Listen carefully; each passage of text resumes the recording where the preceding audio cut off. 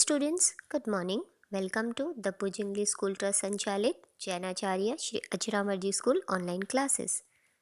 Social Science, Standard 6, Chapter 11, Landform. Let's continue on page number 64. Last हमने जो previously बात की थी, हमने माउंटेन्स के बारे में बात की थी. अब हम देखते हैं इम्पॉर्टेंस ऑफ माउंटेन्स. हमने 4 माउंटेन्स के बारे में डिस्कस किया था और उनके एग्जाम्पल्स भी डिस्कस किए थे. अब हम बात करेंगे उनकी इम्पॉर्टेंस, यानी माउंटेन हमारे लिए क्यों इतने इम्पॉर्टेंट है. Mountains serve the purpose of a borderline and a wall of country on a region and protect us from cold waves, help in bringing more rain by stopping moist wind. अब यहाँ पर क्या है कि ये अगर mountain ना हो, अगर माउंटेन है तो वो हमारे लिए बहुत ज़्यादा यूज़फुल है, क्योंकि वो एक तो बैरियर बन जाते हैं, हमें दूसरे कंट्री से बचाते हैं. इनफैक्ट अगर वो रहेंगे तो ठंडी हवाएं आएंगी जिस वजह से बारिश ज़्यादा होगी. Mountains are place of origin of rivers. Mountain ही रिवर्स का एक ओरिजिनल प्लेस है जहाँ से रिवर्स बही थी. Fertile plains are constructed by the rivers flowing through them. जितने भी फर्टाइल प्लेन है यानी जो उपजाऊ ज़मीन होती है, ज़्यादातर कंस्ट्रक्ट किए जाते हैं रिवर्स के पास, ताकि वो फ्लो होने के बाद उनमें जो प्रॉपर मटेरियल है वो रह सके और वो फार्मिंग में लैंड यूज़ हो सके. Rivers flowing from the heavy rainfall region, snow-covered region, work as a water storage which is necessary for generation of hydroelectricity. ऐसे जो रिवर्स फ्लो होते हैं ज़्यादातर, जो जहाँ पर ज़्यादा बारिश हो रही है, हैवी रेनफॉल हो रहे या स्नो कवर्ड एरिया है, तो वहाँ के हिस्सों में जो रिवर्स जाते हैं वो पानी को स्टोर किया जाता है ताकि उससे हाइड्रो इलेक्ट्रिसिटी प्रोड्यूस किया जाए. Apart from this, they are the repository of forest resources, mineral resources and wildlife. एक वो एक बोलते हैं ना रेस्पिरेटरी, जो हमारी सांस लेने की जो एक हिस्सा रहता है, तो ये जो वाटर है ना, रिवर्स है ना, वो एक फॉरेस्ट का, मिनरल रिसोर्सेज का, एक वाइल्ड लाइफ का एक रेस्पिरेटरी ऑर्गन है. Mountains are blessings for tourism industry, film cinema industry and mountaineers. Mountains एक ब्लेसिंग है. जो लोग टूरिस्ट आते हैं, टूरिज्म आते हैं, यहाँ पर घूमने फिरने आते हैं, जो फिल्म्स बनाते हैं, फिल्म इंडस्ट्री को बहुत ज़्यादा काम आता है. और माउंटेनियर्स जो माउंटिंग करते, कैंपेन करते, ट्रैकिंग करते, उनको भी बहुत ज़्यादा यूज़फुल है. They are the habit for the 10th part of the world's population. Mexico and Bogota are the best examples of it. बहुत सारे ऐसी माउंटेन्स है जिसका बहुत ज़्यादा एक पार्ट है वर्ल्ड पॉपुलेशन में, जैसे मैक्सिको और बोगोटा एक बेस्ट एग्जाम्पल है यहाँ पर. लेट नो, यहाँ पर एक टेबल दिया है जिसमें आपको रीड अप करना है. कुछ सिटीज़ है डेवलप्ड और कंट्रीज़ है और यहाँ पर हाइट दी हुई है. Okay, let's continue. Next topic, new topic on page number 65, plateau. Land part having approximate of height more than 180 meters above the sea level, wide and flat surface from the top is called plateau. Exactly आप plateau किसको कहोगे? एक ऐसा ज़मीन का हिस्सा जो ज़्यादातर 180 मीटर हाइट से हो, यानी सी लेवल के ऊपर, समुंदर से थोड़ा सा ऊपर, वाइड हो, ब्रॉड हो, फ्लैट हो, टॉप से. Let's talk about the classification of plateau. Plateaus can be divided into 3 parts on the basis of geographical location and structure. Geographical जो लोकेशन होता है, उनका जो लोकेशन है, कहाँ पर वो किस एरिया में आते हैं, और उनके स्ट्रक्चर के बेसिस पर प्लेटोज को 3 पार्ट में डिवाइड किया गया है. First is intermontane plateau, second is piedmont plateau, third is continental plateau. अब हम वन बाय वन एक एक प्लेटो के बारे में डिस्कस करेंगे. Number 1, intermontane plateau. Any part of land which is fully or partially surrounded by high mountain ranges from all 4 sides is known as intermontane plateau. अब यहाँ पर आप 11.6 में देखोगे तो आपको थोड़ा बहुत समझ में आएगा. कोई भी ज़मीन का हिस्सा जो फुल्ली या पार्शली यानी आधा सराउंड हो पूरे माउंटेन रेंजेस से चारों तरफ से, तो उसको कहते हैं inter mountain plateau. Plateau of Tibet and plateau of Mongolia are its example. 2 example दिए गए हैं इंटरमॉन्टेन प्लेटो के. एक है प्लेटो ऑफ टिबेट, दूसरा है plateau of Mongolia. Now second, piedmont plateau. Region having straight slope on the one side in the foothills of mountain is called Pedment Plateau. Exactly piedmont plateau क्या होता है कि एक ऐसा हिस्सा जहाँ पर जो स्लोप एक ही साइड पर फुट हिल्स एक ही तरफ पहाड़ हो, बाकी हिस्सा पूरा फ्लैट हो, स्लोप हो, उसको कहते हैं piedmont plateau. You can see in figure 11.7। Patagonia यानी South America, piedmont US, Malwa plateau in India are the best examples of piedmont plateau. Now see on page number 66, third हम बात करेंगे continental plateau. An elevated land part due to geological movement or cooling down of magma on a big high land creates continental plateau। यहाँ पर आप figure देख के थोड़ा बहुत आपको समझ में आ गया होगा। एक ऐसा ज़मीन का हिस्सा जो जोग्राफिकली मूवमेंट यानी कूलिंग, जब मैग्मा जो रॉक्स होते हैं, पत्थर होते हैं, मेल्ट हो जाते और जब इकट्ठा हो जाते एक क्रिएट करते, एक पूरा हिस्सा क्रिएट करते, उसको कहते continental Plato. Lavic Highland Plateau of Maharashtra in India, Plateau of Brazil, Plateau of Uzbekistan, Spain, Greenland and Antarctica are the examples of continental plateau. यहाँ पर जो नेम्स मैं बोल रही हूँ वो एग्जाम्पल्स है कॉन्टिनेंटल प्लेटो के। अब हम बात करेंगे importance of plateau. The lavic soil of plateau is fertile and it is very favorable for cotton crop। जो lavic soil होता है यानी जो इसका जो मिट्टी है, lavic soil है प्लेटो का, बहुत ही fertile यानी उपजाऊ होता है और कॉटन क्रॉप को प्रोड्यूस करने के लिए फेवरेबल होता है, यानी कॉटन क्रॉप हम प्रोड्यूस यहाँ पर कर सकते हैं। Precious minerals like iron, manganese and gold are found from the ancient solid rocks of the plateaus।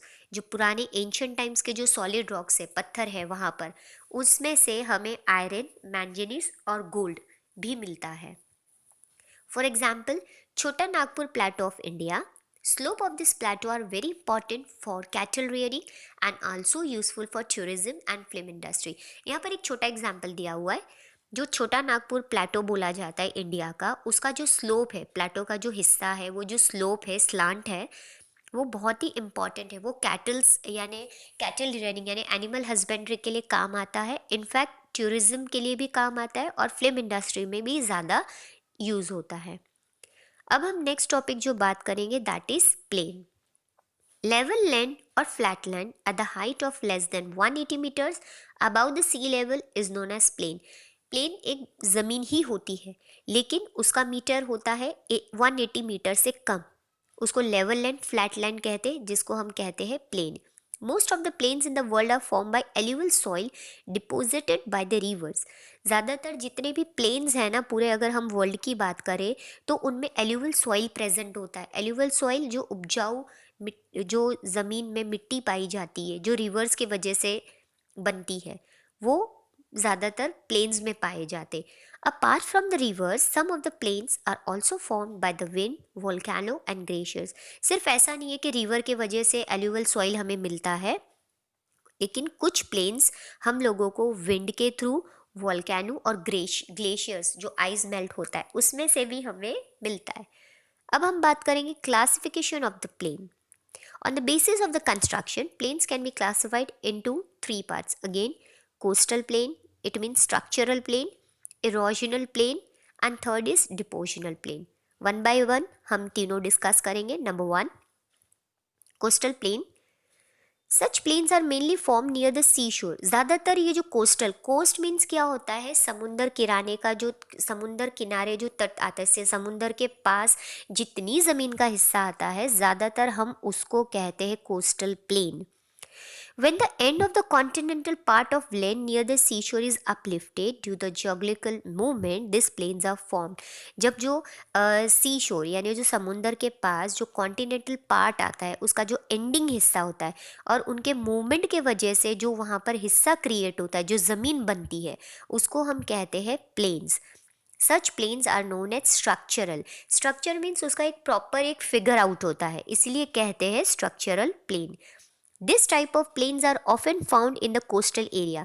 ज़्यादातर ये प्लेन सिर्फ और सिर्फ कोस्टल एरिया यानी समुंदर के किनारे ही हम देख सकते हैं।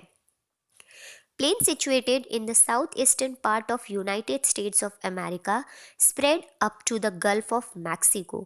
यहाँ पर जो प्लेन की बात करें, जो साउथ ईस्टर्न पार्ट से जो शुरू होता है यूनाइटेड स्टेट ऑफ अमेरिका से, वो कन्वर्ट करता है और स्प्रेड होता है, यानी इतना फैला हुआ है कि वो गल्फ ऑफ मैक्सिको के तक पहुंच जाता है। It is an example of coastal plain. Erosion which occurs in the bottom of land create such plain. जो इरोजन अंदर होता है, सॉइल इरोजन, यानी जो हम उसके अंदर जो बदलाव और जो चेंजेस देखते हैं, जो फर्टाइल सॉइल हमें जो मिलता है, वो एग्जाम्पल है ऐसे प्लेन्स का। Plain in the centre of Australia is form in the same manner. और ऑस्ट्रेलिया में भी जो प्लेन है सेम, जैसे अभी हमने कॉन्टिनेंटल प्लेन की, यहाँ पर कोस्टल प्लेन की बात की, इसी तरीके से ऑस्ट्रेलिया में भी जो प्लेन फॉर्म्ड होता है सेम मैनर में होता है। सेकेंड हम बात करेंगे erosional plain. Process of erosion goes on continuously on the surface of the earth over the long run of time. जो प्रोसेस है, इरोजन का प्रोसेस है, कंटिन्यू जब चालू रहता है ना सरफेस ज़मीन के ऊपर ज़्यादा टाइम के लिए, तो उससे जो प्लेन फॉर्म होता है, जो ज़मीन बनती है, उसको हम कहते हैं erosional. Such plains are form due to the erosion. कुछ ऐसे प्लेन इरोजन के वजह से होते, which occurs in the mountains and plateaus because of natural factors like river, wind and glacier. ज़्यादातर जो ऐसे प्लेन्स बनते हैं ना, जो इरोजन आता है, यानी मूवमेंट जो भी हमें दिखाई देते हैं जो माउंटेन्स और प्लेटोज में, नेचुरल फैक्टर यानी रिवर, विंड और ग्लेशियर के से होता है। This type of plains are not completely flat. ये जो प्लेन होती है, ये जो ज़मीन है, लैंड है, पूरी कम्प्लीटली फ्लैट नहीं होती है, but they are seen between hills of solid rock. उनको हम देख सकते हैं, कुछ ऐसे जो पत्थर होते हैं, सॉलिड रॉक्स होते हैं, उनकी जो हिल्स बनी होती है, छोटी छोटी जो चोटियाँ बनी होती है, उसके बीच में हम इनको देख सकते हैं। Plains of Canada and western Siberia are form because of erosion. जो कनाडा और वेस्टर्न साइबेरिया के जो प्लेन है, सॉइल इरोजन के वजह से ही होते हैं। Plains but by erosion are also called peneplain. जो प्लेन्स बनते हैं इरोजन के वजह से, उसको कहते हैं peneplain. Third one, depositional plain. This type of plain is form because of alluvium deposit by the rivers, glaciers, wind, etc. in lakes or seas. Such plains are called depositional plain. This type of plain is formed because ये जो plane बनते हैं, एल्यूविलियम, मैंने अभी बताया आपको, एल्यूविलियम soil कैसा होता है, ऐसी मिट्टी जो अब उपजाऊ मिट्टी जिसमें हम खेती बाड़ी कर सकते हैं। जो एल्यूविलियम जो फॉर्म होता है वो रिवर, ग्लेशियर्स और विंड के वजह से आता है, जो लेक्स और सीज में से हम देखते हैं। ऐसे such plains are called depositional plain and also called riverine plain. आप उसको डिपोजिशनल प्लेन भी बोल सकते हो और रिवराइन प्लेन भी बोल सकते हो।